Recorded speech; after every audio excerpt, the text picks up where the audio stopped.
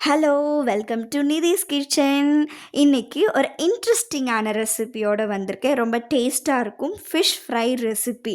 அயலை fish வந்து எப்படி fry பண்ணுறதுன்னு பார்க்கலாம்.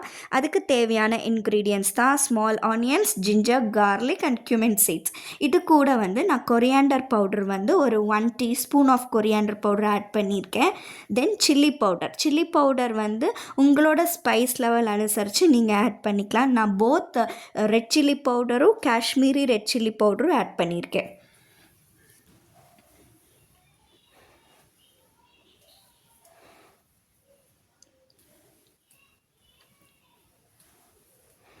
தென் பெப்பர் பவுடர் ஆட் பண்ணியிருக்கேன். பெப்பர் கார்ன்ஸ் ஃப்ரெஷ்ஷான பெப்பர் கார்ன்ஸ் வச்சு நான் பவுடர் பண்ணி இந்த மாதிரி ஒரு 1 டீஸ்பூன் ஆஃப் பெப்பர் பவுடர் வந்து ஆட் பண்ணியிருக்கேன். உங்களுக்கு பெப்பர் ஃப்ளேவர் பிடிக்கும் அப்படின்னா நீங்கள் கூடுதலாகவே ஆட் பண்ணிக்கலாம். தென் டர்மரிக் பவுடர் ஒரு 1/4 teaspoon of turmeric powder add பண்ணியிருக்கேன். தென் சால்ட், நீங்கள் உங்களோட டேஸ்ட் அனுசரித்து சால்ட் ஆட் பண்ணிக்கலாம். தென் இதோட ஹீரோனே சொல்லலாம் கோகனட் ஆயில். இந்த கோகனட் ஆயில் கொஞ்சமாக ஆட் பண்ணி நீங்கள் வாட்டர் எதுவுமே ஆட் பண்ணாமல் இந்த மாதிரி கன்சிஸ்டன்சியில் நீங்கள் மிக்சியில் போட்டு அரைச்சி எடுத்துக்கோங்க.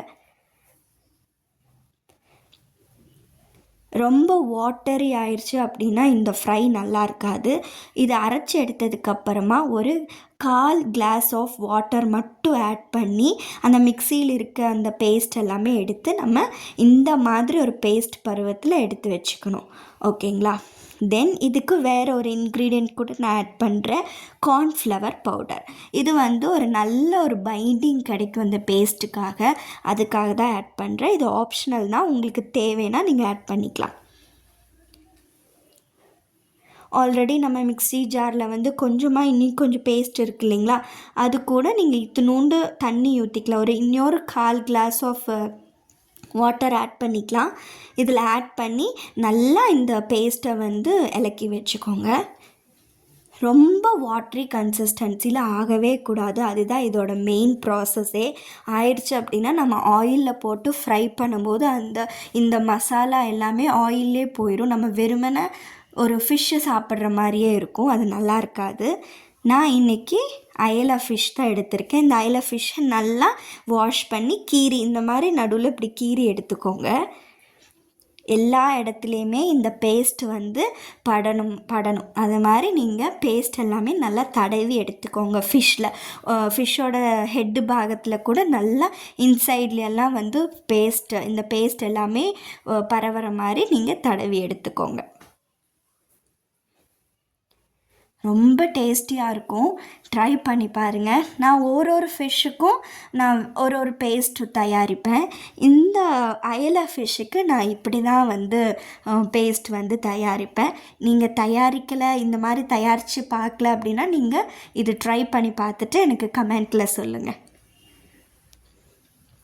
இது எல்லாமே நல்லா பேஸ்ட் பருவத்தில் நம்ம இந்த மாதிரி தடவி வச்சுட்டு ஒரு ரெஸ்ட் பண்ண வைக்கணும். ஒரு 1 ஹவர் ரெஸ்ட் பண்ண வச்சா இன்னும் சூப்பராக இருக்கும். நம்ம ஒரு மாதிரி ஷாலோ ஃப்ரை தான் பண்ண போகிறோம், அதனால் கொஞ்சமாக ஆயில் போதும். கருவேப்பிலை வந்து இந்த மாதிரி வச்சுக்கலாம். கருவேப்பிலை எதுக்கு வைக்கிறோம் அப்படின்னா நம்மளுடைய ஃபிஷ் வந்து நம்ம போடும்போது கீழே ஒட்டாமல் இருக்கும், அதனால தான் கருவேப்பிலை வைக்கிறது. இந்த மாதிரி நீங்கள் உங்களோட ஃபிஷ்ஷஸ் எல்லாமே வச்சுக்கோங்களேன்.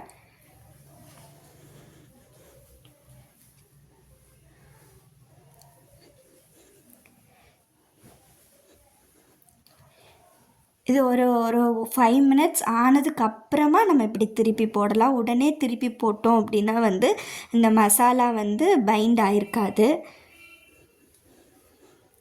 சூப்பராக இருக்கு இல்லையா? டேஸ்ட் பண்ணி பாருங்கள். என் வீடியோஸ் பிடிச்சிருந்தா சப்ஸ்கிரைப் பண்ணி, லைக் பண்ணி, ஷேர் பண்ணுங்கள். உங்களுக்கு பிடிச்சிருந்தா கமெண்ட் பண்ணுங்கள். வெரி டேஸ்டியான ரெசிபி, ட்ரை பண்ணுங்கள். தேங்க்யூ, பாய்.